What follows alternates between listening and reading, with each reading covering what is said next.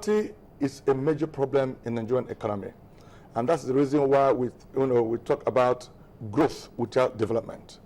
You see, and what's responsible for that is not because Nigeria is a poor nation. No, by all standards, we're not a poor nation as a nation, but we are poor at the micro level. People are very hungry and cannot afford even a square meal, or we call it a meal, not square now, in a day. And what could be responsible for that when we are receiving so much money? Okay, I think it's just about inequality in the way the income of the nation is distributed. Okay, the wealth of the nation seems to be in very few hands. In a report, in a recent report, the World Bank, said that 80% of the country's oil wealth lies in 1% of people in the country. That's huge level of inequality. I had mentioned it before that one of the critical macroeconomic objectives is trying to reduce income inequality. And that is the thing responsible for the fact that this country is so wealthy, and yet people cannot afford a meal. They can't afford simple medical, attention. They can't even get a card in the hospitals. They cannot, pay the school fees of their children. And this is creating a vicious cycle of, illiteracy, of poverty, of backwardness, and lack of development, and then the current social unrest. When people are hungry and unemployed, you must expect the society to be boiling the way it is happening now. So leaders who expect to be elected in the next 1 year, of course, we've seen the very strong statement made in Osun State. Yeah, that should have been the statement, where we expect in Ekiti. But it's still a subject of study. Like I said, okay, the professors in political economy should study Ekiti State and find out what actually happened.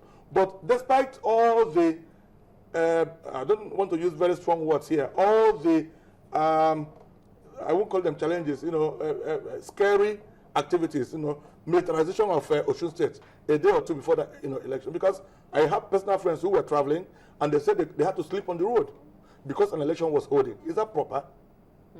But despite all of that, people still came out to say we can connect with this man called Ogbeni, with excellency. We're not trying because it's people-oriented person. Okay. I'm not trying to promote him, but I'm just saying that you could see a situation where people felt that this man has improved their lot, in terms of the way he has led. And that spoke very loudly for him in that election. Well, we're not trying to talk politics on the program, okay. really. Okay. Try to, give way or kind of publicity for any candidate on the show. But I want us to look at this. The various reforms that have been in place. We're not just talking about the state elections right now. We're looking at the general elections as well. We've seen reforms in place, like in the agriculture sector, we also had in the power sector. To what extent do you think these reforms can sustain economic growth and perhaps allow the, the present political office holder to continue in office? Yeah, these are the things I was going to talk about, because the current national executive government, seems to have a lot, reforms and a lot of programs that are meant to improve the life of people in this economy. In agriculture, we've had several schemes where the CBN had tried to intervene by making funds available and at cheap rate, for farmers.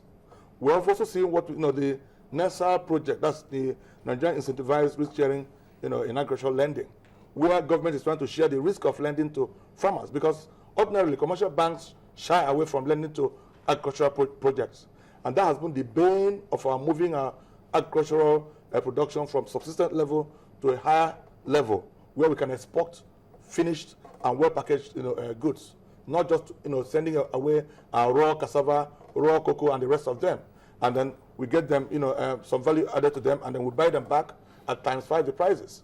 So these programs are meant to help encourage lending to the agricultural projects. So the NASA project and all of that, the Honorable Minister of Agriculture is doing very well in those projects. So we expect these kind of things to happen the more. We expect power, the energy issues to be resolved, because it also impacts agricultural production in several ways.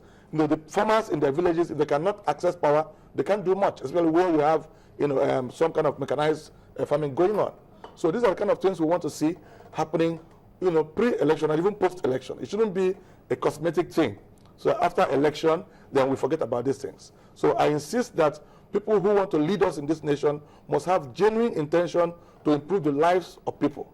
to eradicate poverty, to provide quality education, to provide healthcare systems, to ensure that our roads are working. And that the rail system is, you can imagine the amount of damage because to our roads because we don't have rail systems. Can you imagine the amount of time we waste in traffic? Because people have no alternative, to travel both intra and interstates. These are critical issues that are killing the people gradually. Potholes everywhere, accidents everywhere. No safety in our environment. The airports are getting better. I know at least we have a better record in the past 1 year. We want to see more of that. I'm so pleased. The last time I passed through Mochara Airport, I found that a lot of construction work is going on. That's the kind of thing we expect. In fact, in all the airports, Portharcourt is under construction. Owerri is a lot better now, but the work is still going on. If people who want to be re-elected can be doing these things consciously, they build this infrastructure, and then very importantly for the current government, we want to see not just the national power project, but even the state, independent power projects must begin to occur. People want to see electricity in this country. We cannot be providing 4,000 megawatts for 170-something million people in this country. That is very poor. And that's a poverty-generating position. And that's why, even though we are now the biggest economy in the whole of Africa, 26th largest in the world, South Africa people, they still berate us for having 4,000 megawatts of power for 170 million people. When in South Africa, they generate over 41,000 megawatts for merely about 51 million people. So that's what we expect of the current government. Of course, the other issues around employment.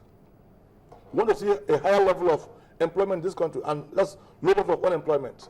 If you're seeking for re-election, we will not want to come and be voting, vote for you when most of our young people are unemployed. So we want to see employment issues resolved. You know the kind of thing that happened with the immigration recruitment, where hundreds of thousands of people, gathered for a simple aptitude test, and then with the debts and all the issues that arose, therefrom. Okay. So these are the issues we want to be addressed, and there should be freedom of association, freedom of speech, and the human rights being protected generally, pre and of course post-election. All right. You cannot hold people hostage because we are, because you have the power, to decide who moves around and who